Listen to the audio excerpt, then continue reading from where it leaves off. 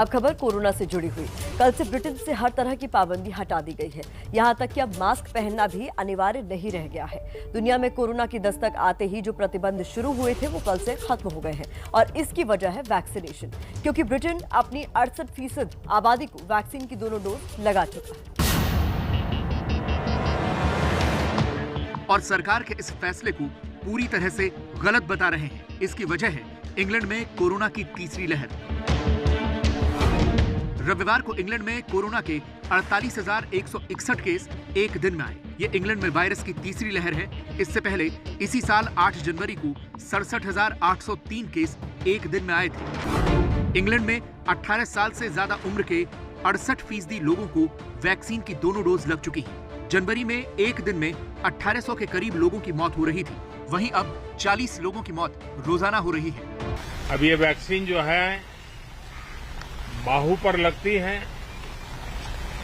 और जब वैक्सीन बाहू पर लगती है तो आप बाहुबली बन जाते हैं और कोरोना के खिलाफ लड़ने के लिए बाहुबली बनने का एक ही उपाय है कि आपके बाहू पर वैक्सीन लगवा दीजिए। लेकिन इंग्लैंड के मुकाबले भारत में वैक्सीनेशन की रफ्तार काफी कम है। अब तक देश में 40 करोड़ 54 लाख डोज लग चुकी है। 32 करोड़ 19 लाख लोगों को पहली डोज लगी है, जबकि 8 करोड़ 35 लाख लोगों को दोनों डोज लगी है। भारत को अगर तीसरी लहर के कहर को कम करना है तो ज्यादा से ज्यादा संख्या में वैक्सीनेशन करवाना होगा। वैसे एक अच्छी खबर IIT कानपुर से आई। यहाँ एक स्टडी में दावा किया गया कि कोरोना की तीसरी लहर दूसरी के मुकाबले कम खतरनाक होगी।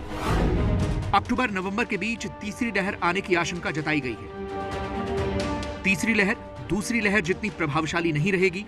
डेल्टा वेरिएंट की वजह से तीसरी लहर आने की आशंका कम है। डेल्टा से तेज गति से फैलने वाला वेरिएंट आया तो तीसरी लहर आएगी।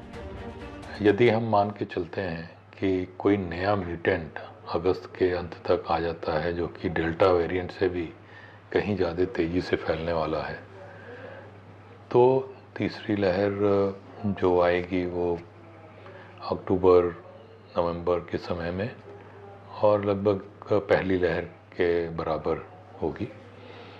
और यदि इस प्रकार का म्यूटेंट नहीं आता है तो तीसरी लहर जो है वो उसकी आधी भी नहीं रहेगी। IIT कानपुर का अपना दावा है, लेकिन एक बात तय है कि अगर तीसरी लहर को रोकना है तो फिर हमें लापरवाहियां छोड़नी होंगी, मास्क लगाना होगा, सोशल डिस्टेंसिंग का पालन करना होगा, जिसके बाद तीसरी लहर के प्रभाव को कम किया जा सकता है। तो जो रिपोर्ट अभी हमने आपको दिखाई उस पर आपने ब्रिटेन की तस्वीरें भी देखी और आपके मन में ये सवाल जरूर आया होगा कि अगर हमारे देश में पाबंदियों का दौर खत्म होगा तो वो कब होगा। तो जरूरी है कि आप वैक्सीन लगवाएं। इसके लिए ज्यादा से ज्यादा लोगों के वैक्सीनेशन से ही हम कोरोना को मात दे सकते हैं। अब यहाँ ये जानना भी जरूरी है कि कौन से देश में कितना वैक्सीनेशन हुआ है, बता रही है मलिका। तो कोरोना के खिलाफ लड़ाई में वैक्सीनेशन एक मजबूत हथियार है। ब्रिटेन ने 68% वैक्सीनेशन के बाद पाबंदियां हटा दी, लेकिन ऐसी स्थिति से बाकी देश कितने दूर हैं, आपको टच स्क्रीन के जरिए दिखाते हैं। किस देश में कितना वैक्सीनेशन हुआ है, आइए एक नजर उस पर डालते हैं। भारत की सबसे पहले बात कर लेते हैं।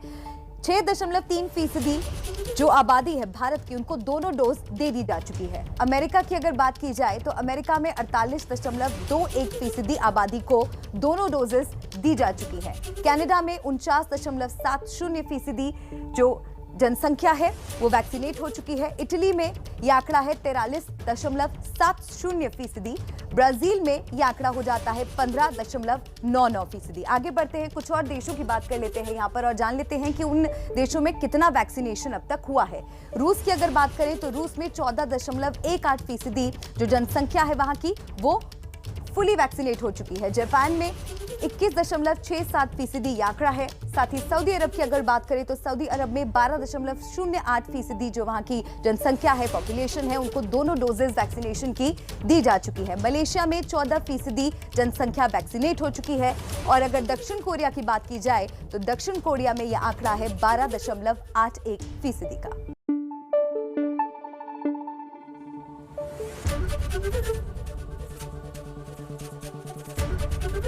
ABP न्यूज आपको रखे आगे।